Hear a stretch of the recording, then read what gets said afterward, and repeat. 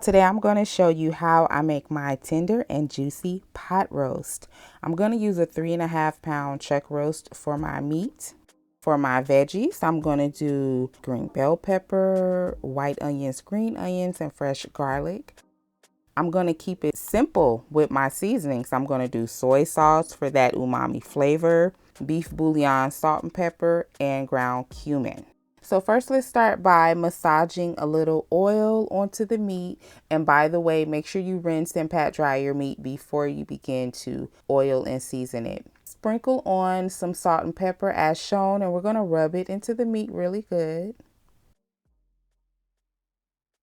Try not to go too heavy on the salt as we are using soy sauce, which has a little sodium in it. So we don't want our meat to be salty. So just be careful with your salt. Now we're going to flip it over. And again, we're going to go in with the oil, salt, and pepper. Hit all 4 corners of the meat as well. Now we're going to brown the roast. We're going to add some oil to a pot, heat it up to medium high. And once the pot is screaming hot, we're going to add the roast. And while it's cooking, try not to disturb it until it's time to flip it over. Okay, and you're going to brown all sides of the meat. And this is very important. Not only are we creating fond on the bottom of the pot, but browning all sides of the meat will make a juicier roast, okay? Because that sear on that meat is going to lock in all of those juices as we slow cook our roast. All right, so let's get that roast out of there. We're going to add our diced veggies, and we're just going to cook these for about 2 minutes. And just a quick note about the veggies. When you are prepping, you do not have to dice them as small as I diced mine. You can actually do medium chopped if you prefer.